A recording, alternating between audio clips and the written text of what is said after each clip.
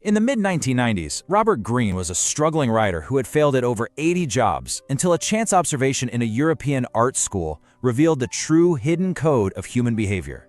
He somehow managed to transform decades of what looked like total failure into a global empire, and it was all built on one single powerful idea, that human nature and the power it creates follows a timeless hidden code.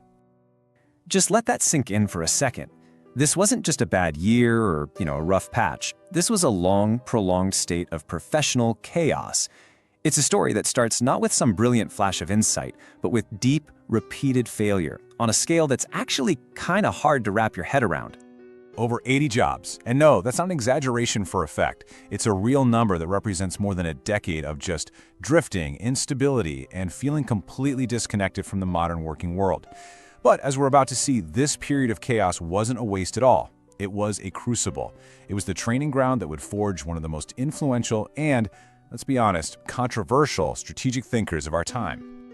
So here's how we're going to break it all down. We'll start with that pivotal moment of discovery, what we're calling the hidden code. Then we'll dive into how he was forged in failure. We'll define the core philosophy of the Greene Code and then look at his very specific system for mastery. We'll trace his whole journey from drifter to authority, and finally we'll uncover what he calls the only true shield. Okay, so what in the world did he actually see in that European art school? Well, it wasn't just office politics or petty arguments. No, he saw something much deeper, something ancient. He recognized the exact same Machiavellian psychological games that defined the Renaissance courts, playing out in this super modern, creative environment. The calculated charm, the subtle manipulations, the alliances that shift on a dime, it was all there, like a timeless script being acted out by people who thought they were totally enlightened and modern.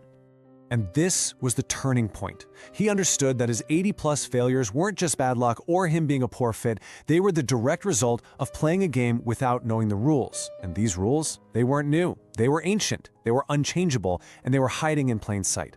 This single realization became the spark for his entire life's work, to systematically decode and document these hidden laws of power for everyone to see.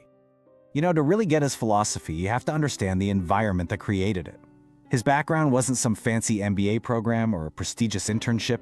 No, it was a decade of instability that forced him into a really unique role, not as a participant, but as an observer. So this is how that failure got reframed. Those 80 jobs, they weren't just gigs, they were data points. Every new social environment became a dangerous laboratory where he had to figure out the dynamics fast, just to survive. He was forced to become this meticulous, detached observer, watching people not for who they said they were, but for what their actions actually revealed. He saw that success often depended on mastering the appearance of being a good person while ruthlessly going after what you want. And this led him to completely reject all the feel-good, simplistic advice of modern self-help. He needed something real, something forged in the harsh reality of history. And this brings us to the crucial question he must have been asking himself. What do you do when the instruction manual you desperately need just hasn't been written yet? When all the advice out there feels shallow and totally disconnected from the ruthless reality you see every single day? Well, if you're Robert Greene, you realize you have to write it yourself. His entire collection of work is the direct answer to a problem he lived through for years. All right, now we get to the core of it all, the Greene Code itself. And let's be clear, this is not a motivational philosophy. It's a cold, objective, and deeply analytical way of looking at the world as it is, not as we wish it would be. It's all about seeing power as an amoral force, kind of like gravity that's governed by specific, repeatable laws. The key here is that it's a systematic belief. This isn't about gut feelings or charisma.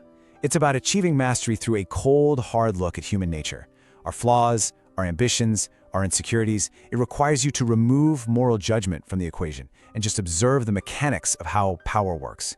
So let's break down the pillars that hold this whole code up. The first pillar is his method.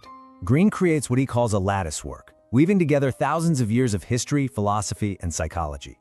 He's always looking for patterns. For instance, he'll analyze the court of Louis XIV at Versailles, watching how courtiers used flattery and indirect comments to get ahead. And then he'll draw a direct line to how a modern corporate executive navigates a boardroom. The technology changes, the titles change, but that basic human desire for status, that doesn't. That's the lattice work, finding the universal truths that exist outside of any single time period. The second pillar is all about perspective, and it's got two parts. First is inversion, which basically means learning more from failure than you do from success. So why did Napoleon's invasion of Russia collapse? Overconfidence, ignoring logistics. By studying that one massive failure, you learn a timeless lesson about pride that studying 100 victories might never teach you.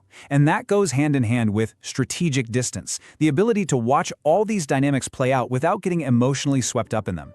It's about being a scientist in the lab, not another character in the drama. And the third pillar, well, this is where the philosophy gets intensely practical. It's the law of concentration. The core idea from his book, Mastery. It's about ruthlessly focusing all your energy. It's the exact opposite of being a jack of all trades. He argues that real power, real leverage in the world comes from developing one specific, highly valuable skill to a level that almost no one else can match. You become so good at that one thing that you are indispensable. And that right there is a profound form of power. So we've got the philosophy, but how does somebody actually live this stuff? How do you turn these huge ideas into a daily reality? This is where Greene's relentless focus on systems and habits really comes into play.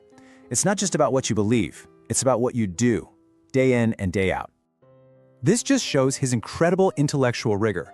We're not talking about speed reading a few blog posts here. We're talking about spending 5 to 7 years researching a single book. That is deep, patient immersion. I mean, imagine the discipline.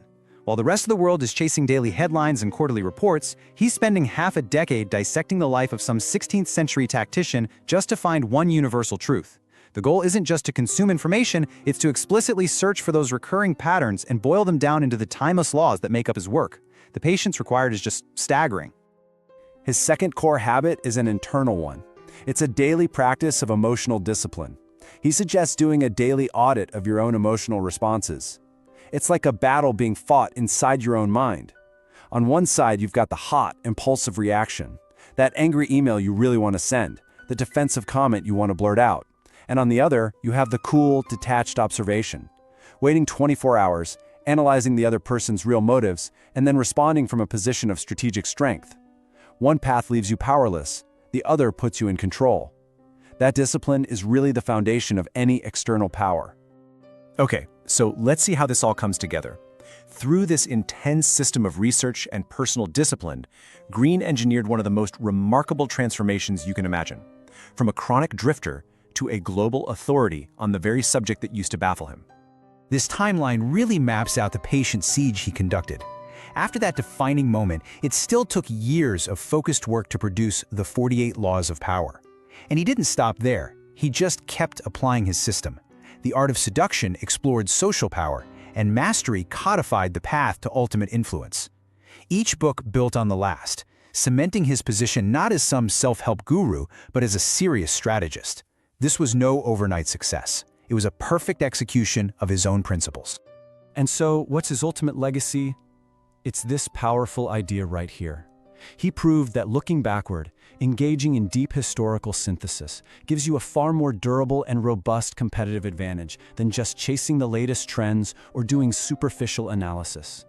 In an age of information overload, he made the case that timeless wisdom is the ultimate weapon. And this brings us to the final, and maybe the most important part of this whole explainer. What does all of this mean for you? The Greene Code isn't just some intellectual curiosity. It's presented as a blueprint for navigating the world with more intention and more influence. Here's how you can actually start to apply these principles. First, adopt that mindset of strategic distance. Next time you're in a meeting or a social situation, just try to observe the dynamics like a scientist studying a specimen, not a judge delivering a verdict. Second, embrace the law of concentration. Take a really honest look at where your efforts are going. Are you spread way too thin? What is the one invaluable skill you could master that would make you indispensable? And finally, start studying the chaos around you, not with fear, but systematically, always looking for the patterns. When you boil it all down, Robert Greene built his entire career on this one undeniable truth.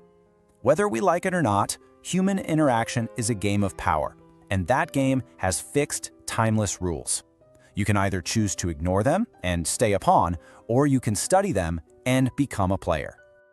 And what the Greene Code ultimately proved, through both his research and his own life story, is that the most potent weapons in this game aren't aggression or charisma. They're internal, emotional control and strategic patience. Those are the ultimate and most subtle forms of dominance. The person who can wait, who can think, who can control their own impulses. That's the one who holds the true power. And that leaves us with this final thought. In a world full of manipulation and hidden agendas, your emotions can be turned against you. Your trust can be exploited. But according to Greene, there is one defense that can't be penetrated. The knowledge you gain from systematic observation is the only true shield.